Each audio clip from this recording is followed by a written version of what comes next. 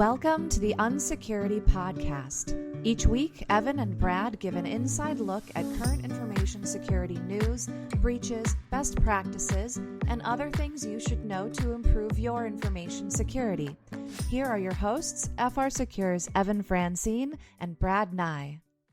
Welcome back. This is episode 58 of the UNSECURITY Podcast, and I'm your host this week, Evan Francine.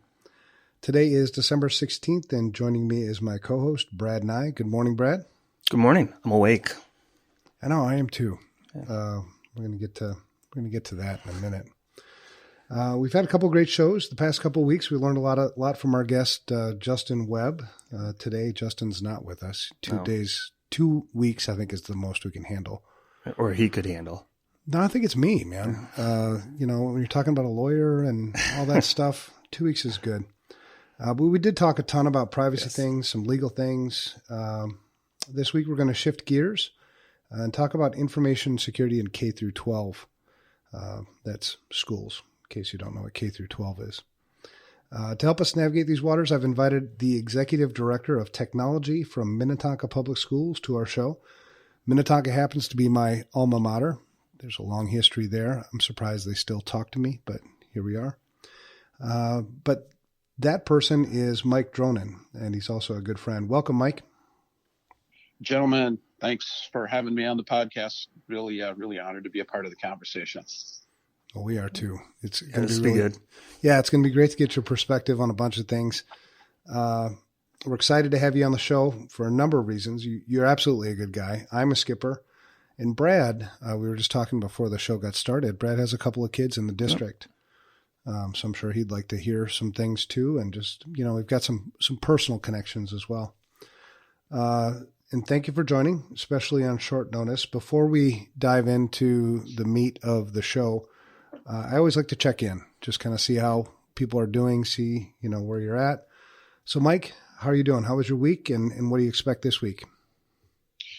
Had a good week last week. Every once in a while I have these crazy moments where I look at 6 days and I've got like 7 or 8 presentations lined up. And that was this last week. And that's awesome. I had an opportunity to write a newsletter article for our state superintendents, which was just fun to do. And then I've got a conversation with our school board this coming Thursday on kind of history of technology and our hopes and expectations for the future, and had to have that submitted on Friday. And that was really fun to go through that process, and really looking forward to the conversation. And then the weekend on Saturday was a whirlwind. I had an opportunity to spend a little bit of time with some of the folks from COSN, which is the consortium or something. How do you say that C word? Consortium. Consortium. Awesome. Thanks. It's early. It is. It's early. For school networking. And we had a room of probably, I'd say 35, maybe 40 technology coordinators, technology directors, CTOs, call them what you will, from outstate as well as around the metro area, and had a really awesome set of conversations in the morning and the afternoon about, what is leadership in K-12 specific to tech look like these days, and where do we think it's headed in five years from now? So it was fun-filled last week, and looking forward to this upcoming week, and kind of our last week with our students in school before they take off for the winter break. Wow. Are you sure you can't keep my kids for that time? I'm not looking. No, I'm kidding. Well, how about you, Brad? How was your week? It was good. It's been just, a whirlwind. Yeah. You had an incident response come in last week, didn't you? We did. Another one. What's new? Yeah, I know. Finishing up a couple, doing some forensic imaging, and just, collecting the evidence, and we're pretty much done. It's just, it takes so long to just image drives. Click, wait. Yep. So just running that stuff.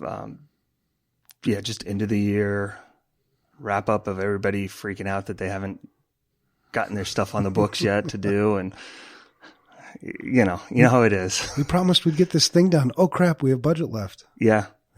Or we need to have a pen test done. Well, we can't do it till January. Oh, can we at least buy it so you can send a letter that we've, yes, we'll take your money. Fine. Right. All right. But yeah, no, it's good. Just chaotic, but probably not as, I want to say, I think from an analyst perspective, it hasn't been as bad as previous years. You guys did a great job planning this year. We really tried. I know it's still chaotic, but yeah, there's just other parts of it that are not slowing down. Sure. But hopefully, hopefully the analysts felt a little bit better this year. Try not to. Well, up until this year, we had so much work in fourth quarter, and it was so hard to plan for it operationally that many times we were telling analysts no vacations for the holidays, which was just a crappy thing to do, but that was just the way the business was. This year, you guys did a much better job planning operationally so that people could take vacations. So it's good. Yeah, we were running numbers and... I mean, vacation like 15 minutes. Right. You get a day. Well, a day? The quarter. You get a day. A quarter. No. Okay. No, not at all. No, but good overall. Yeah. It's just, I'm definitely looking forward to typically like that Christmas to New Year's clients don't want to talk to us. Right. So I am looking forward to being able to catch my breath a little bit here over the next couple of weeks. Yeah. Make it through this week.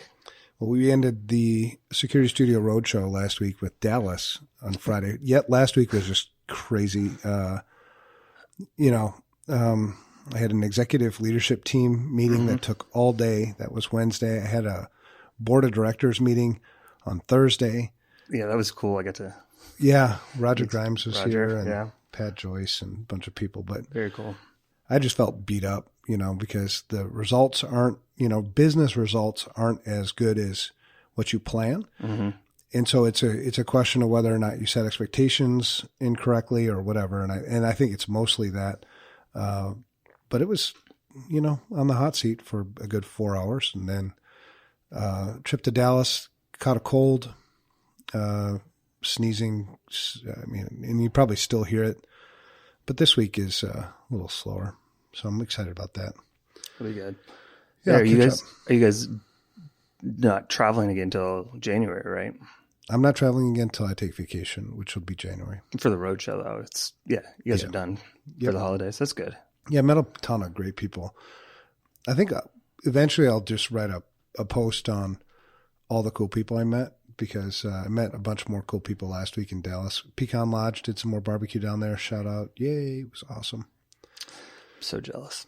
Yeah. Yeah.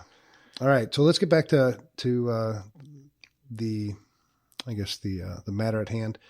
So Minnetonka Public Schools, if you don't know who Minnetonka is, it's Minnetonka. They're the Skippers, home of the Skippers. Probably the best school ever. I'm just saying. No, that's right. That's definitely best school ever. You got that right. See? It's been, you have kids there now, Brad. I do. You have to go with this. School pride. Right? It's a big school district, though. 10,900 students in grades K through 12, 6 elementary schools, 2 middle schools, and 1 high school. Yeah. Yeah. So it's a big school district. Not one of the, what is it, the second largest school district in the state of Minnesota, Mike? I think we're like, I want to say we're like 4th or 5th. You got Anoka, St. Paul, Minneapolis. Those are really big. Rosemont, Apple Valley, Eagan, pretty big. So we're probably sitting around 5, 6, 7 somewhere in that spot. Yeah. Okay. Big enough. Yeah. And for all the listeners who are from Edina or Wayzata or Eden Prairie, no need to listen anymore, because we're going to bash you. Oh, no, I'm just kidding. We're awesome. not going there. Those are awesome.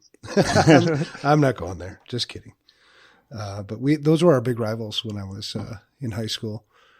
Every time we played the Hornets, from Edina, big rivalries.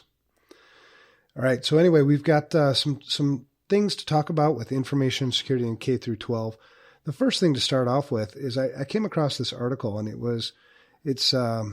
comes from EdTech. It's EdTech magazine, and the title of the article is "The Cybersecurity Threats That Keep K through 12 CIOs Up at Night." Now, in Minnetonka School District, Mike, you'd be the CIO. That's not your official job title, but that's essentially what you are. Is that right? Yep, that's true. Okay. And that's going to be true for a lot of districts our size. They might not have a CIO, but their CTO or executive director or director of tech, that information piece, it's going to land underneath them at on a variety of different levels. So, okay. And how long have you been in K through 12? You've been in K through 12 for a long time. Yeah, it's interesting. So this marks year 7 in Minnetonka. Prior to that, 7 years in Stillwater doing the same thing, obviously different district.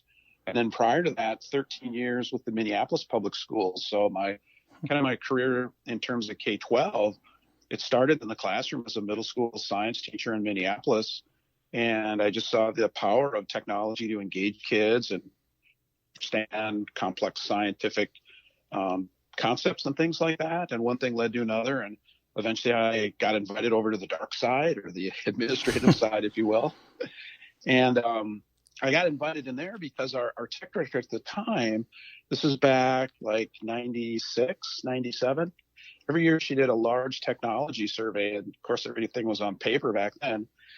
And I was dabbling with databases and making web browsers connect to them. And it wasn't out there, but for K-12, it was way out there.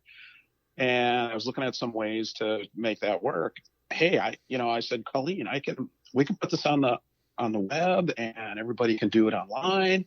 And she's like, no way. And I said, sure, here's a proof of concept. I showed it to her and crossed my fingers that it would work, and it did. And one thing led to another. And she said, hey, come work on the team. And I said, no, I love kids and teachers.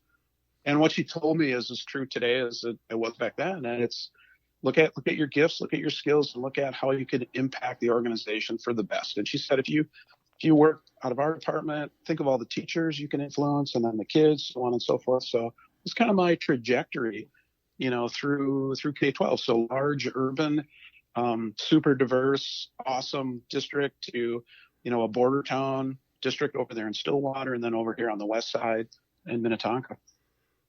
That's really cool. Yeah, because I suppose you're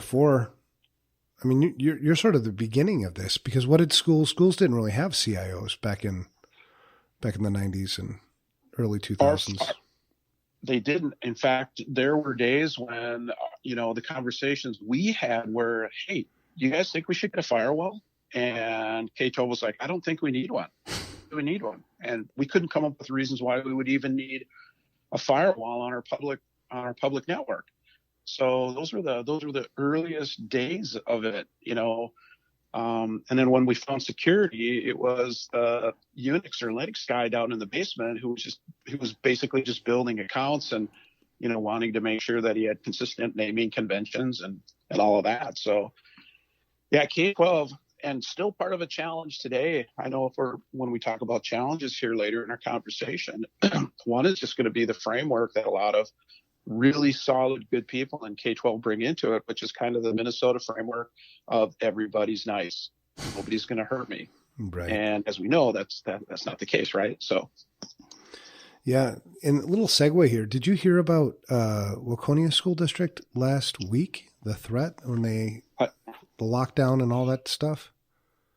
Yeah. So, this is a good example where wasn't it a parent who heard it first? Is that right? Yeah. Or I have one child left in school still, and she goes to Waconia High School. Got it. Yeah, and I guess there was a social media post with a kid who had, made a threat and had a gun in the video that he had posted on social media, and he had been expelled, I think, just a few days prior or something like that. Mm-hmm. Okay. But a parent reported this, and then kind of went wild. Everything went crazy because all the rumors spread so fast. Oh, yeah. Yeah. Well, rumor control is hard, right? But if you look at, parent hears it, they do the right thing, they report it right away. School district has some level of an incident response plan for things like this, executes on it. And in their model, it meant closing school, which is a good decision from what I understand of what they needed to do. But, when people ask us about, what, Mike, what are some of the security things you guys do around the physical part of security, protecting kids, not just your information, but protecting kids? We almost to a T will say the very first thing we do is we really work hard at building strong community amongst our students and amongst our families, because we believe that we've got a strong community and a student has a need at some level, whether it's personal need or some other type of need, the community can support them. This community can advocate and find help for them. And so I think a lot of times that can be overlooked. So here's a case where Waconia has a strong enough community that the parents are, hey, I see this, I want to report it. The administration is nimble and quick and can respond right away. That whole community piece and working toward that, I mean, schools should be doing it otherwise, but it's a great asset. Yeah, I was very impressed with their response, and even because they did their response, and then my daughter, who's pretty active in social media, and comes home and says, "Well, they found a gun and all these other things." I'm like, "Well, that's not what the authorities have reported. Right. I mean, you got to think about where you're getting your information from." And she says, "Well, no, it's true, it's true." And I'm like, "Well, I don't think it is." Yeah. You know. Mm-hmm. And then the school or the sheriff's department, Carver County Sheriff's Department, which is where Waconia is, sent an email to everybody through the school district yesterday saying, essentially, stop with the rumors. I mean, it was pretty blunt. I was surprised. Good for them. I know. I liked it. And then, I've worked with Carver a couple times before, just on technical pieces when they've got generally if they've got an iPad and they're having a couple challenges getting into it or doing what they need to on it, they'll stop by, because we do that every day, right? So every interaction we've had with law enforcement Carver, top notch, really, really good. Yeah, I thought so too. And then they listed out like, these are the facts, you know, and that's nice. Emphasize the facts. No gun was found. There was no gun on any school property. And I just thought, wow, I really like how they gave clarity, because then I could go to my daughter, who's been hearing all these things through social media, and say, "Honey, this is the facts." And she says, "Well, they don't know." I'm like, why would they certainly do know. And why would they have any motivation to lie to you? These are the authorities. Right. Right. Yeah. So it was interesting. She's going back to school today. This thing happened on Friday.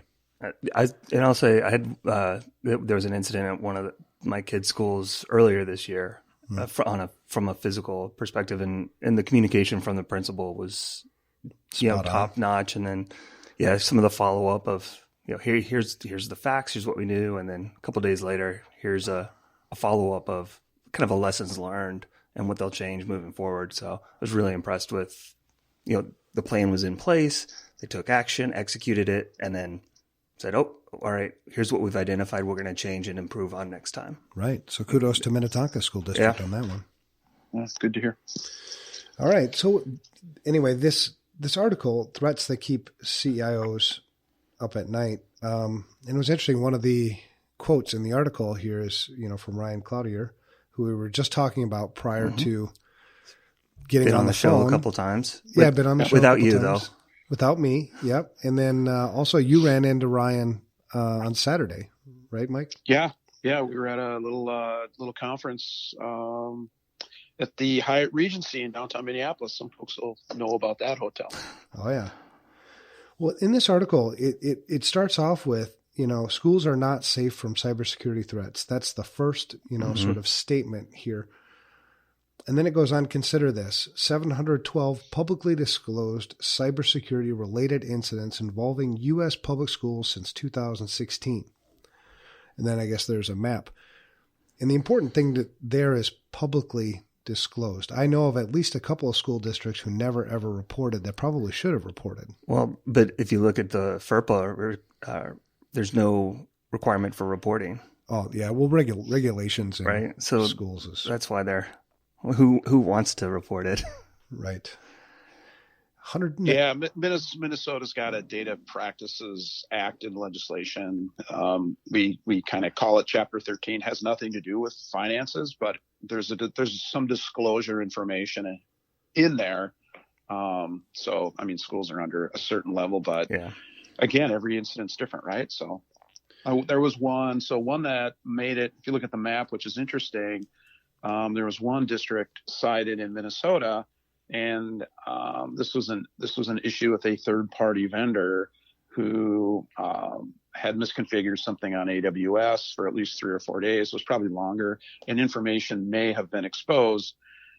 And it affected us, affected a number of districts around us. We chose to disclose it. Hey, parents, here's what happened. Here's the information from the vendor. Here's, handled well. A couple parent questions. That was about it. But I was surprised how many districts did not report that anywhere. So there's, sometimes there's different gray areas, right? Depending on what's going on, but not always. So that, those numbers and, Evan, not to interrupt, but you're probably going to say this, or Brad, that, these are just the public ones that we see out there. And for sure, there's definitely more. Yeah, I know of at least a couple that aren't on this map that I was involved in the incident response. Yeah, I'm looking this up now because I only keep a couple of VCSO clients, and one of mine is a K-12. So I'm wondering if it shows up. Well, that was the same. And so you rely on the authorities, at the school district itself to report it. And if they choose not to, from our perspective, when we're an incident responder doing the incident response, we're obligated by our agreement with the school that we don't disclose it. So we consult them to. If they decide not to, well, in a lot of times, have no recourse, really. Right. It goes to legal too, right? So their lawyers are going to inform them and make that recommendation based on the information available. So, Mike, what's one of the, are there any types of attacks, any types of things from an information security perspective that keep you up at night?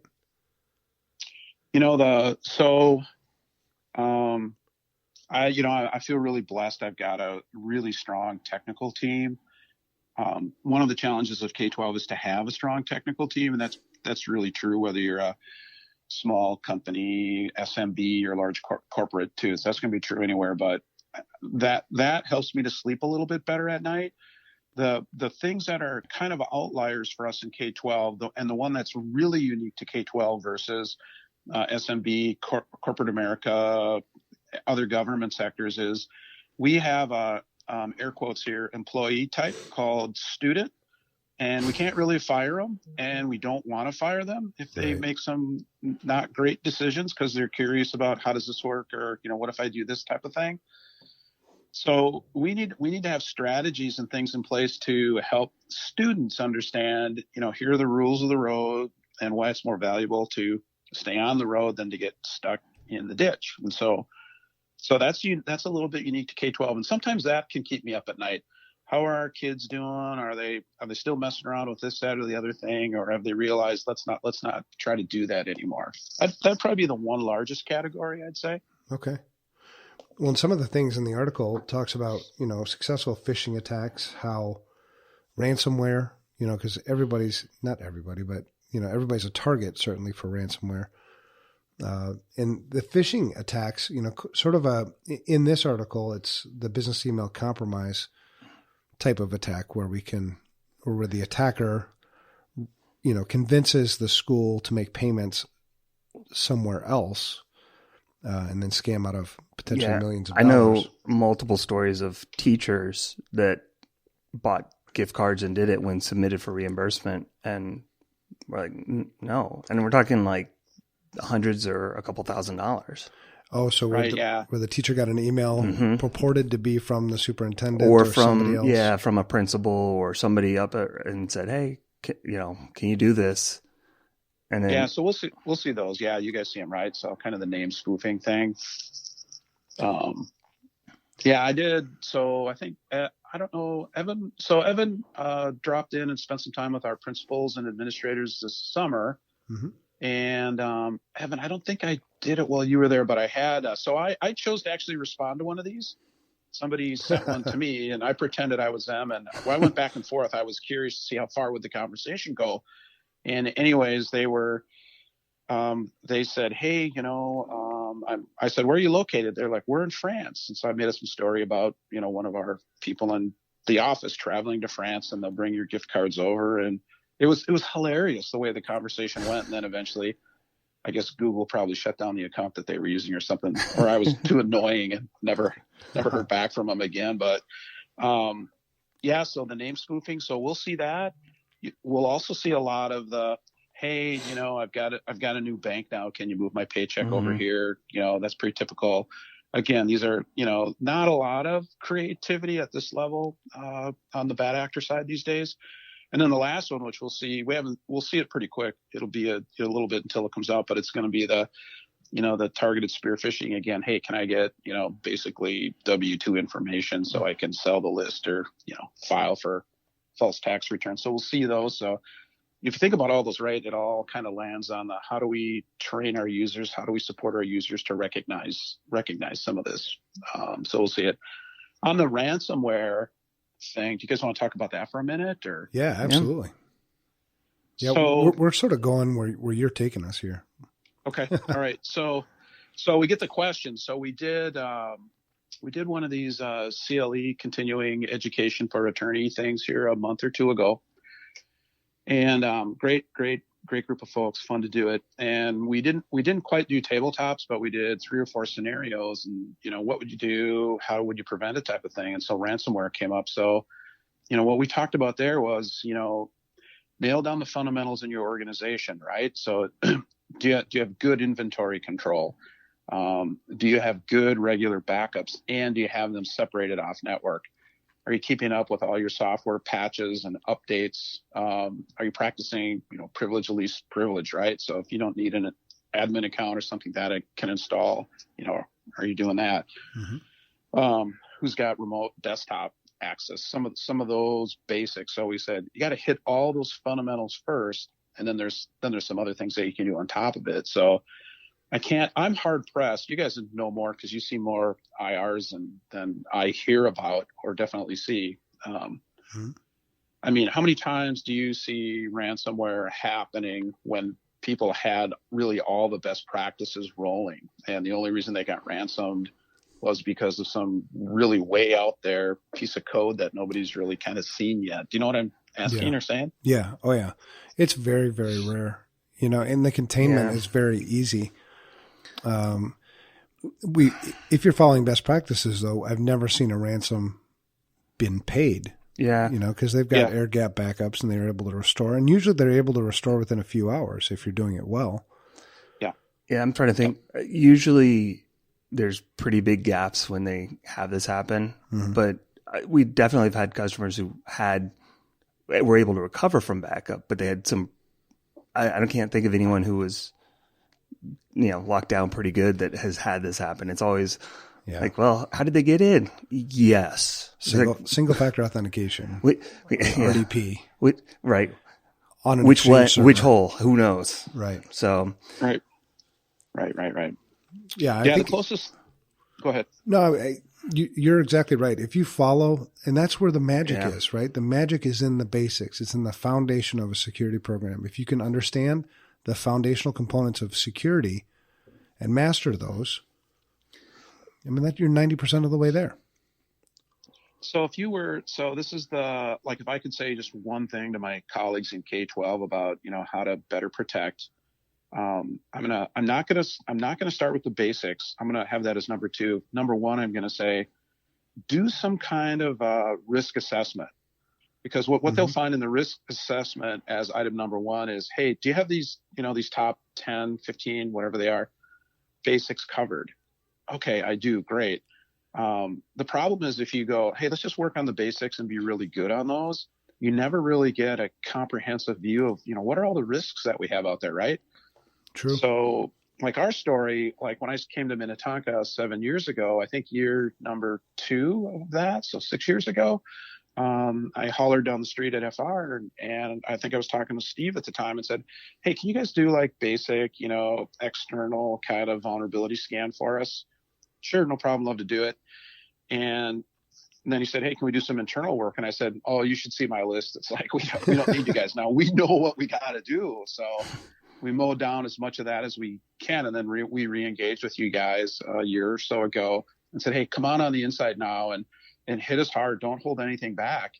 And my team, when we were deciding kind of what kind of a company to work with, there are a variety of companies that offer, really broad portfolio, and security happens to be one item in it.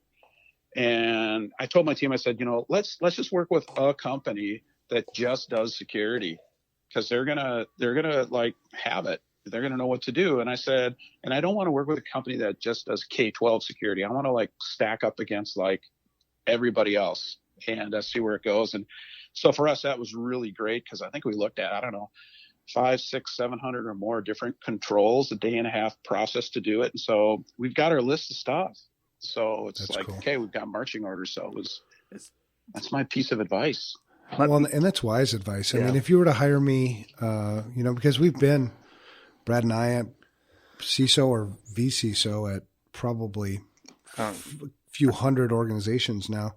And that's where you have to start, right? You have to start with a risk assessment, so that it's a diagnosis. Mm-hmm. Where do I go from here? Where do I spend that next information security dollar? Where is it going to be the most impactful? And I think a lot of times it's eye-opening too. Like I was going to ask, so you've done a lot of work. Were there any big surprises? Like you're like, oh, geez, I didn't even think of that. Or so there was one, and that was we don't write down a lot of documentation. Like, okay, if I'm going to make a change on the firewall, I'm going to write it somewhere. We just do it because I got a great team and they know what they're doing and all that. Or, we don't have a written policy that talks about removable media. Well, we kind of thought we've never really needed one. And from our operational side, you can argue it both ways. But as we dove into the need to have written procedure and policy, yes, to some extent, it's to help employees know the rules of the road, but to the other extent, it's to help potential litigating situations Good point. Know that, we've documented this is how we want the employee to behave, or, and these are how we want our department tech folks to behave and how they want to do stuff. So that was a big piece. So I'm just having a lot of fun these days writing policy. Well, that's a good kind of segment for something I wanted to mention. Is one of the biggest things that surprised me about K through 12 is the hesitation to have a quote policy for information security policies. They're always named something different because there's public disclosure and the school board and all that stuff. How do you approach that? Yeah, so like in K-12s, when you use the word policy, what you mean a document that went in front of the school board, they vetted it, they voted on it, they gave it a thumbs up or a thumbs down, and now it's officially policy. Opposed to that, we use a word called procedure, which means, here's how we'll run the IT department, specific to network segmentation, specific to adding new clients, selecting vendors, vetting them, and all that. So we use procedure around that. So we're actually kind of kicking the idea around if the school board would be open to having a policy that talked about the IT procedures, and it would almost be like the school board is approving that the procedures developed right now by the IT department are ones that they'll follow until they need to be updated or something along those lines. But schools are generally pretty light on documenting some of the things that you might see in a medium-sized or larger business. So yeah. It is. I think that makes sense. That is a unique challenge that K-12 has over versus any other industry that I've worked with. Sure. Yeah. So makes sense.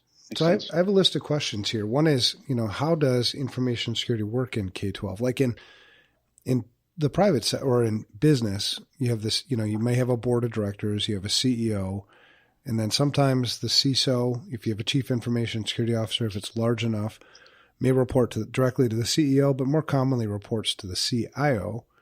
But that's sort of the governance structure, and then things kind of flow through there. How does it work in K through 12 for people that aren't familiar? Yeah, so we can talk both about outstate metro, where your school district's going to be a little bit smaller, and what we'll find there, whether it's Minnesota's got a Southwest Service Cooperative, they've got a Central Minnesota Cooperative, they've got an Arrowhead region. So there's a variety of these that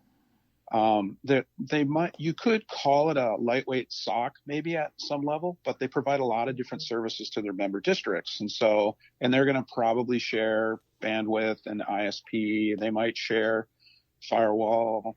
They might share storage, some things along those lines. So there you might find a district and you've got one person who does all of IT, and so they're only going to know so much. They can only go so far. So they'll tap other member districts around them. They'll tap some of the folks at the service cooperative where there's a little bit more expertise. And that's how most rural school districts will kind of manage that information security piece. As you move to districts that are a little bit larger, like ours, we've got, my team, which is 14 technical folks.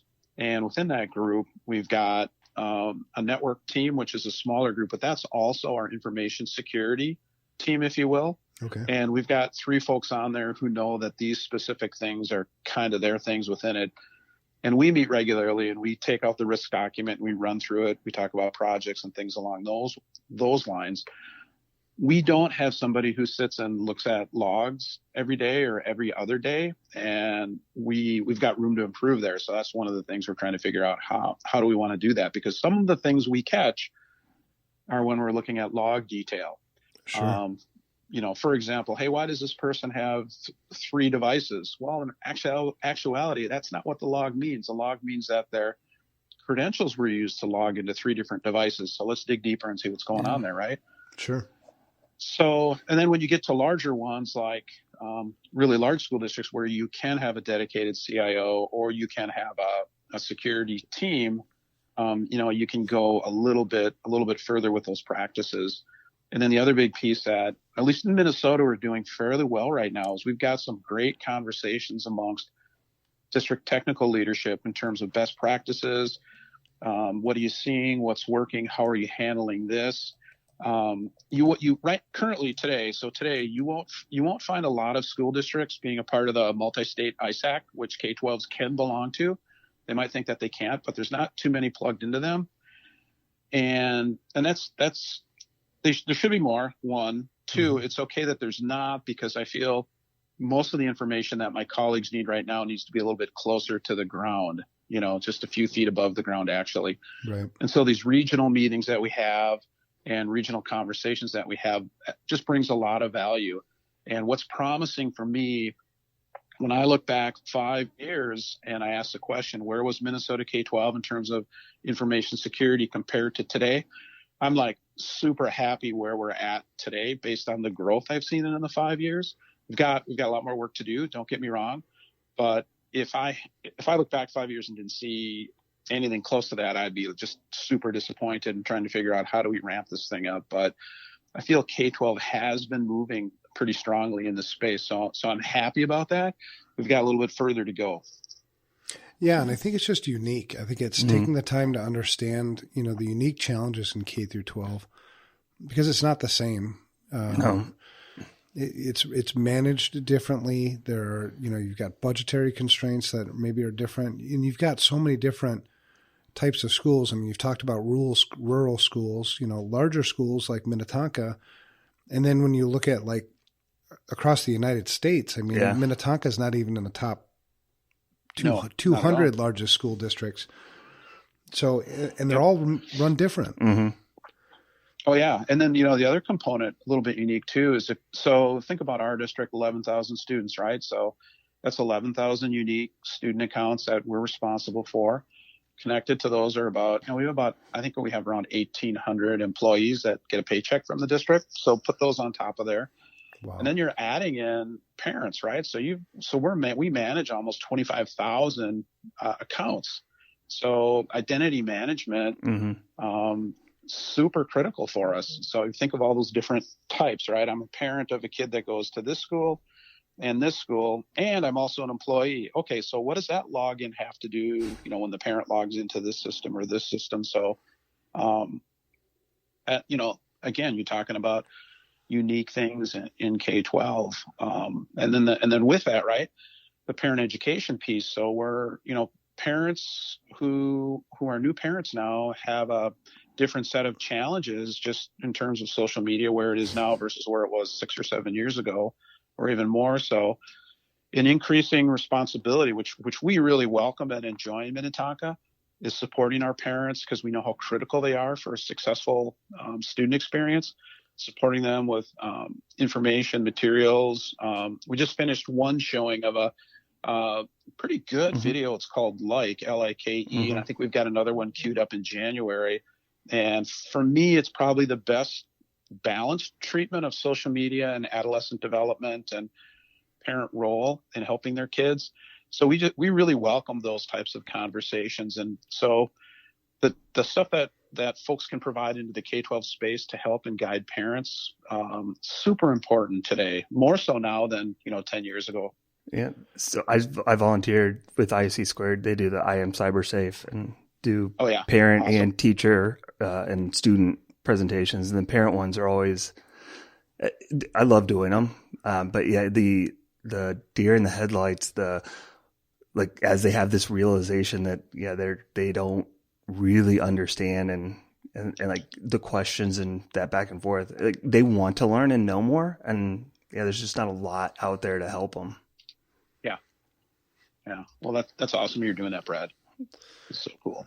So because parents, I'm just trying to relate to like this weekend, the events of this weekend, because what baffled me was when I was in school, which wasn't that long ago. I'm not that old, Brad. You're looking at me like I'm old. Yeah, no, not at all. But but rumors didn't spread like this, and this is a physical safety concern because I know some parents are keeping their kids out of school in Waconia School District this week because they're believing the rumors, that social media, the disinformation, that kind of. Well, and it spreads so fast, right? And by the time the truth, the facts come out, it's hard to, it's tough. It is, yeah. Was that research last year or something that was like false information spread 7 or 8 times faster than true? Yeah. It's just, That's totally it. So like at the, in Minnetonka School District, who would be the same as the CEO? Would that be the superintendent? I mean, if you were to kind of make that comparison. Yeah, that'd be the superintendent. And then, so depending on what was going on or what it was, different folks get rolled into the team. So, but it would be the superintendent. So that'd be essentially the CEO. Because I thought it was really neat when I was talking to them, at your gathering this summer, the superintendent was there and was very involved in the discussion about information security. I was happy to see that because you don't get that in a lot of private sector companies. No, you don't. So that's an interesting thing too, because if you look at the highest performing superintendents in K-12, and I could say state or federal government probably, but K-12 is what I know. So if you look at the highest performing CEOs in K-12, they could probably run any high performing private sector company just because of the skill set. I agree with that. Not every superintendent's made the same, and we're fortunate to have one that's got a ton of experience and a vision for the future. I mean, you stereotypically think of a younger superintendent as having more vision for the future than somebody who is at the top of their career right now. But you look at Dr. Peterson, and he was pushing me the other day when I was working on my board report, because I said, Dr. Peterson, what are the technologies that you would have hoped we'd have in our classrooms now that aren't in our classrooms? And he's like, well, 20 years ago, I was saying we need to figure out some type of technology so we can have 5 different small group conversations in a classroom in the open, and there's some type of noise canceling technology so that this group can't hear that group, can't hear that group. And I'm like, I've never heard an idea like that, but that's kind of cool. That's really cool. So having that support, so important, just so important. And we talked, on Saturday with our fellow tech directors, we talked about how do you manage up? How do you help a new administrator, has maybe been a superintendent 3, 4, 5, 6, 7, 8, 9 years, moving from district to district? How do you help them be successful in supporting what the current school district needs to do around information security? So it's artwork in K-12, just like it is in the private sector. Okay.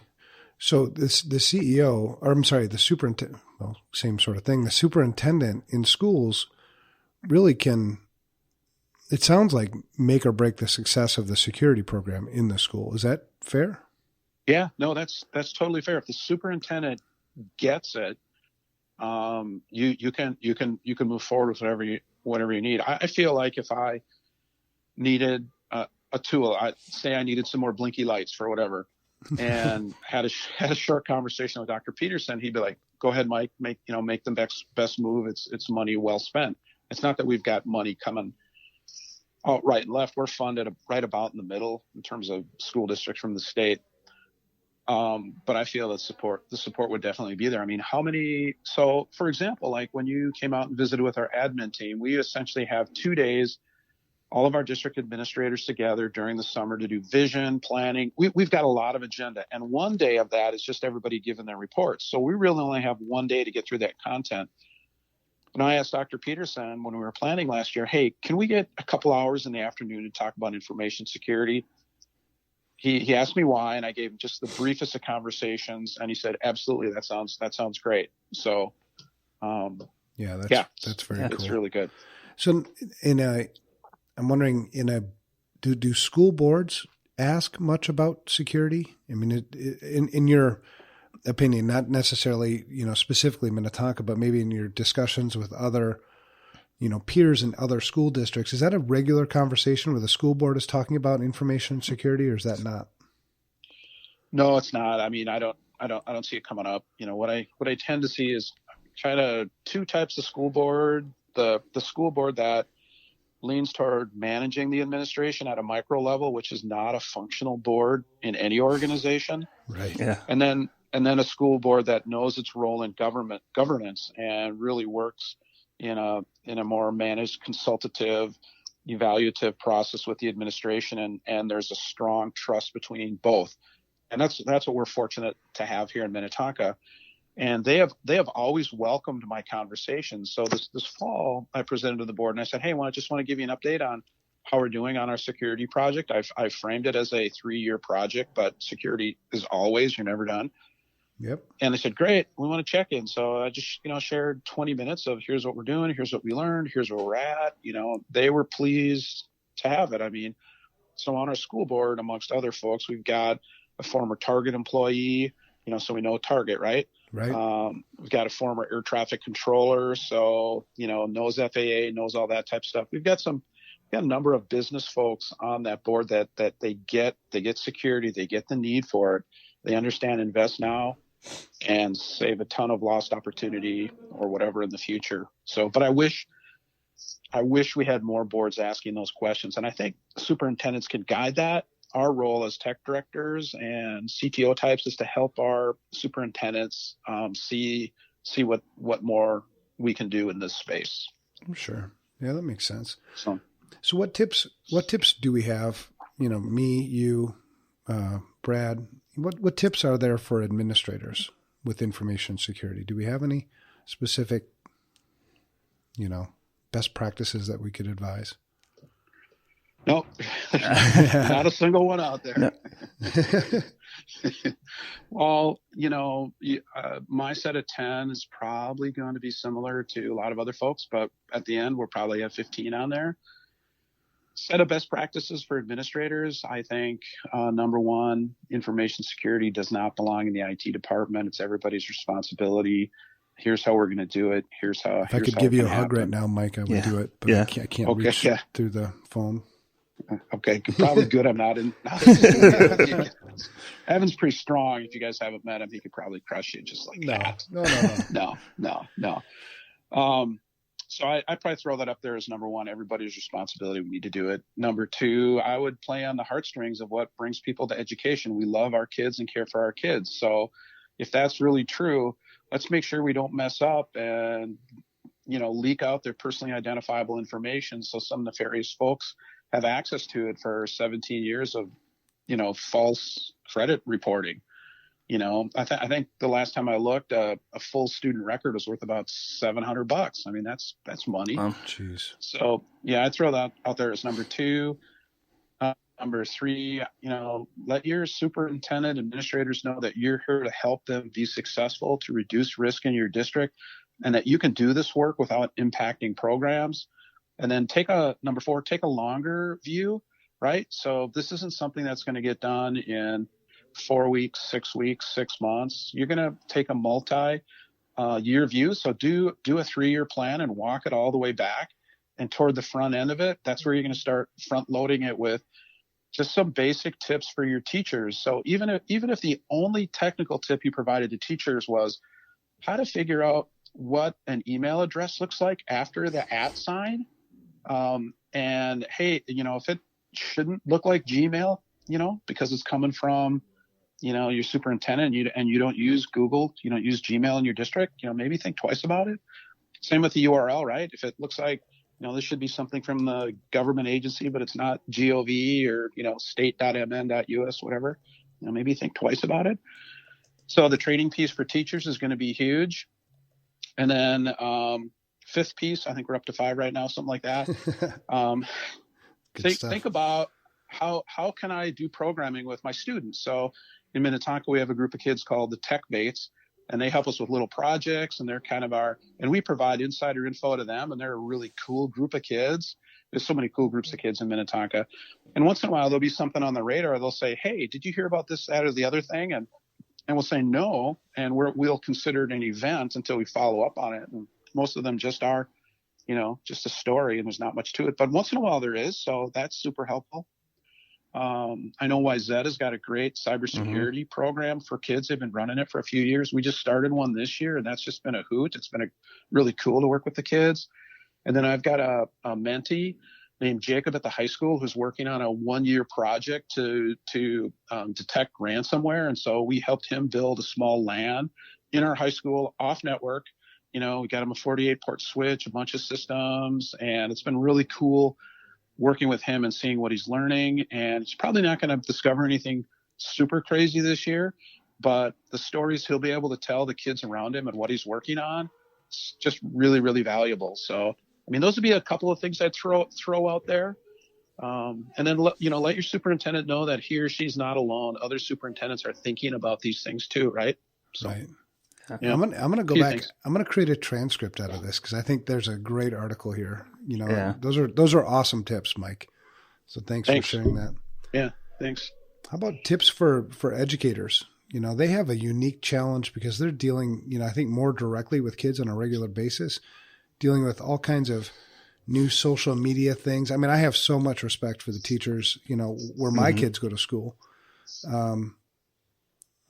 Right. Yeah. Teachers, man, talk about a separate breed of really cool cat, just so awesome. Right. My neighbor's a teacher, middle school teacher next to me here where I live, and came home from Thanksgiving, and he cleaned off my driveway, which is big. And I'm like, Pat, and he's like, oh, no, just appreciate having you as a neighbor. Talk about just an all around awesome person as well as being an incredible teacher. But tips for teachers. So here we go. Number 1, teacher. Remember this phrase, student over shoulder, otherwise known as, is somebody trying to figure out your password? Because every day they're looking where your fingers are on the keyboard. Mm-hmm. So tip number 1, student over shoulder, be aware of that. That's pretty important. Tip number 2, teachers, what are you doing with your roster data? Did you find a really cool ed tech product, service, whatever it is, and you want to dump your roster data up to this company and see how cool it is? Don't do it. Talk to IT first. Let's make sure we got this thing vetted and we're good to go. So item number 2. Item number 3, teachers, you have a huge influence on the parents of your kids, and those parents can really set them up for a ton more success than they want to. There's no parent that doesn't love their kid, and every parent is they're not keeping their good kids at home and just sending you the most challenging ones. They're sending their best kids. So just give your parents the best you can, and that's going to include some tips related to social media and managing kids and not letting them compute in the bedroom. And here's how you actually can take their devices at night and tow them away until the morning, whatever it is. So what are we up to? 1, 2, 3, 4th tip for teacher. Reach out to your tech team. The techs that are probably quirky and weird and odd and strange and all those things that some technicians are, but they're working in the school not because they can't find work otherwise. They're working there because they probably care about kids too. Yeah. So, reach out. Feel free to reach out. And then tip number 5, just to keep it short, is because I see this all the time. I'll have a teacher say, "Hey, Mike, do you think, it's probably not possible, but would it be possible to, fill in the blank?" And so many of the requests I get from teachers they're pretty good ideas, but they think they're really hard to implement. And for us, sometimes it's super trivial to implement something that could make a huge difference. And so ask your tech folks, "Hey, is this possible? Could we do this?" So yeah, a couple. I'm going to add one. I think that the teachers maybe don't think about is, watch for communicate with the parents and watching for signs of the bullying, because they're going to see them. So cyberbullying, not just like in person, but cyberbullying has become such an issue, and I think teachers have maybe a little bit more insight into some of that than they realize. So, yeah, that's great, Brad. That's really great. Yep. Totally. Yeah, because kids can't get away from the conversation anymore, right? It used to be just at school. Now it's everywhere.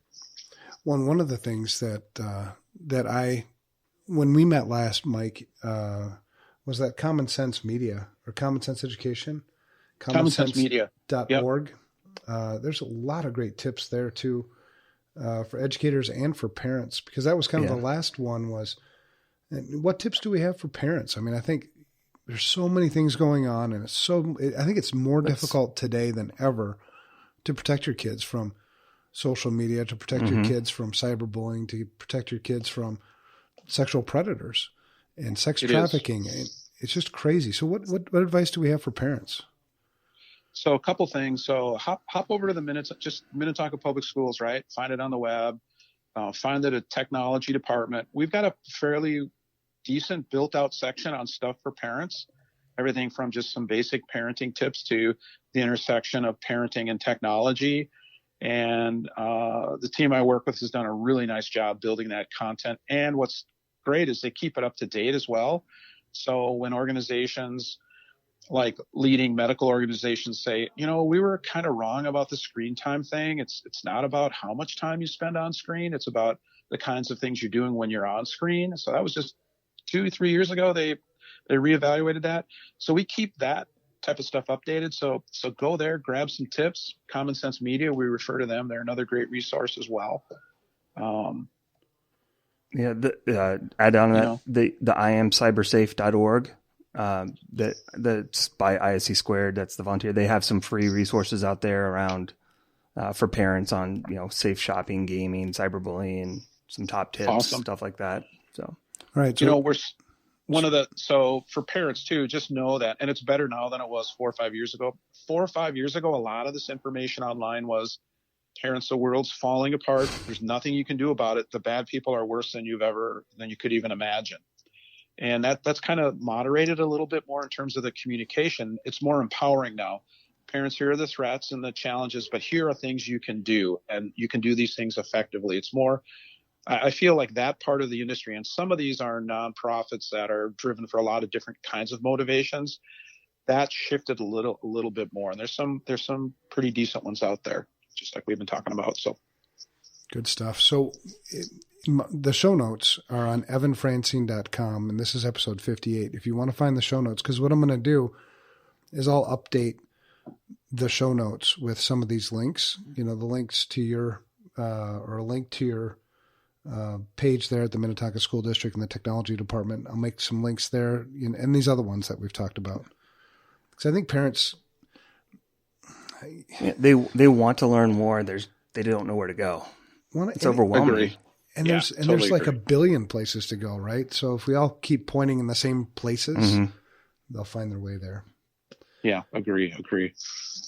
All right. Well, great discussion. We're getting close to a time here. Some real challenges in K through 12. And Mike, seriously, really, really good advice. I loved your insight, loved your perspective. Thanks for sharing that with us. Oh, I appreciate it. I appreciate all that you guys do as well. So it's been fun. Yeah, it's good to fight the fight with good people. Mm-hmm. Yep, and that's what we're doing. Sure.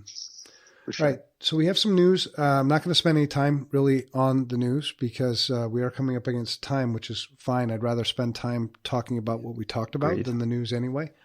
But there's 3 things that I had picked out for the news this week. One was New Orleans ransomware attack. First time we've ever heard a city getting hit with ransomware, I'm sure.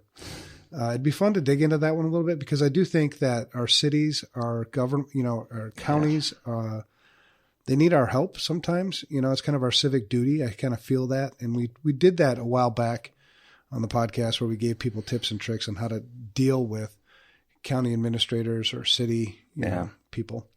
But anyway, there's another attack there. You probably heard about it. They declared a state of emergency, whatever. The largest hospital system in New Jersey was hit by a ransomware attack. So that was another news article that we're not really going to talk about now. But another one was the 750,000 applications for U.S. birth certificate copies were exposed online. Now, there are links for all of these on evanfrancine.com, but 752,000 applications for copies of birth certificates were found on an Amazon Web Services storage bucket. My gosh, people can't secure their containers. Anyway, that's that. If you want to find out more about that, go to the show notes and you can find those links. Yeah. Yeah. Aye. Gets it kind of wrapped around an axle, wrapped around something. Yeah. All right. It's crazy. Isn't it? And it's good to stay on top of the news. I mean, that's another thing that parents, educators, we can all do is just try to stay aware of the things that are going on in the world. The last thing you want to do is kind of be caught unaware, right? That there are actual dangers here. And I mean, I know we talk about breach fatigue all the time, but just because the NSA had a little problem or a big problem or fill in the blank, right? It doesn't mean it has to happen to us. We can do some things. Absolutely. Yep. And usually you'll find yourself back at the basics, which we have. All right. So that's it. Episode 58 is a wrap. Thank you again, Mike, for joining us and sharing your perspectives on K through 12 and just information security in general. Thank you.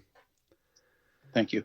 And thank you to our listeners. Keep the questions and feedback coming. Send things to us, nice things. Don't send unnice things. Send it to us by email at unsecurity@protonmail.com if you have something you'd like us to talk about, something you'd like us to address, or just tips that you'd like us to do better. Let us know. If you're the social type, socialize with us on Twitter. I'm at Evan Francine.